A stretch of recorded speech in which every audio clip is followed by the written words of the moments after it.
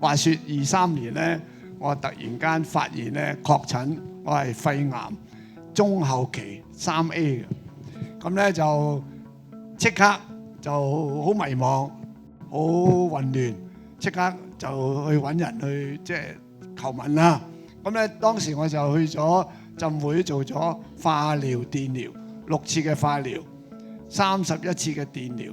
咁咧就電療咧就即係咧我個食道側邊有一粒，所以電療嘅時候咧就因為電傷咗個食道啊。咁我食嘢咧好似吞玻璃咁樣啊，食一碗糊仔個幾鐘頭先吞得落，甚至乎飲水咧打側身都唔好揩到個傷口。好啦，咁啊做完化療電療咧，個心口好似煲仔飯嘅飯焦咁樣燶晒嘅。咁咧就過咗1個月咧，咁我祈禱突然間咧即係有個感動咧，就係要做手術切鬼咗佢，斬早除根啊嘛。咁咧就我呢邊咧有粒大嘅腫瘤，下邊有2粒淋巴，右邊又有2粒。咁咧就醫生話 OK 嘅，做手術。咁啊就切咗左邊半邊肺。咁咧就咁啊手術都成功，都感謝主。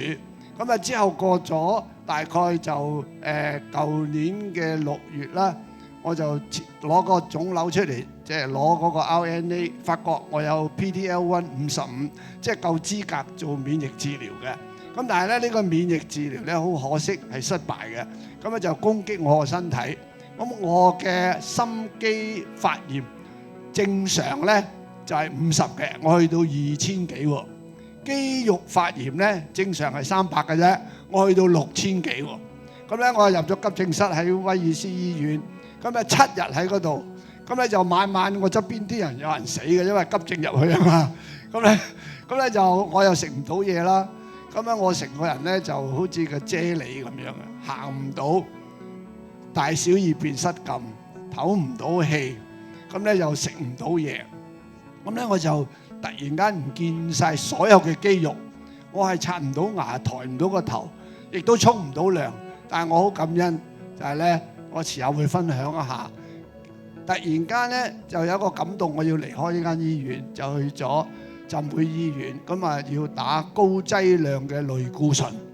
咁咧就原來高劑量類固醇咧同埋抗生素咧係咁霸道喎。2-3個禮拜咧，每一日都係瞓1個鐘頭喎，1個鐘頭喎，即係好 high 嘅，好 hyper 嘅。咁即係喺嗰段時間咧，生命去到一個即係人生嘅好困擾啦。當然啦，我就喺困擾嘅過程咧，好彩感謝神有呢位師母喺我側邊啊，師母你分享下啦。仲有上帝喺度啊！俾啲掌聲你好唔好啊？唉。咁我除咗今日好似高倫，我又代表即係好似個講員之外咧，我又代表家人啦，我都可以問下問題嘅，係咪？咁咧就想問下，我係一個家人，我都會有問呢個問題，為什麼會有這個病咧？係啦，我想問下，在座當中有邊個人曾經類似又問過呢啲問題嘅？舉手，揚手啊！嚇，揚手，哇，都睇落嚟都唔少喎嚇。咁嗱。咁其實咧，阿 Sam 叔好似阿高倫你咁樣，又唔煙又唔酒，你好中意運動噶嘛？係啊，我仲打籃球，70歲都打全場比賽㗎。佢確診前仲係打籃球，打到咧即係節節勝利嘅。咁咧就係你喺我嘅照顧下邊，飲食都健康啦。點解會有呢個病嘅咧？咁即係當佢越問或者我啦嚇，越問點解我有呢個病㗎？咁其實越問就越痛苦係咪啊 Sam？唉，咁咧真係咧。咁啊，即係因為我接受唔到啊，我又會問，因為我上網係 search 啦，問好多嘅專家啦。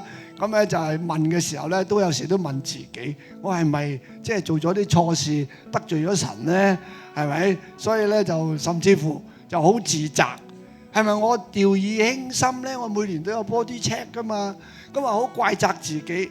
咁越怪責自己，越問 why 嘅時候咧，就轉咗個牛角尖，又失眠。唔明點解我有呢個病，喺迷惘裏邊，甚至乎咧係面對死亡嘅恐懼。嗱，我一生人都未試過接近死亡嘅，有邊個接近過死亡嘅？請舉手。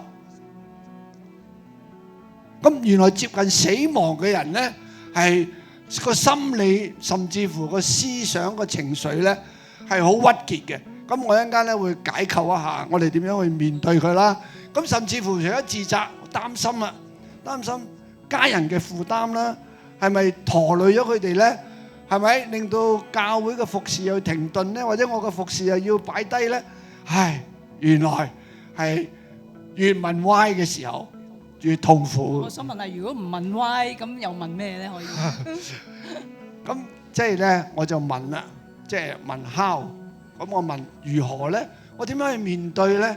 當然咧，面對嘅時候，即係咧祈禱啦。作為基督徒，作為一個牧者，我去祈禱啦，尋找聖經俾我嘅答案啦。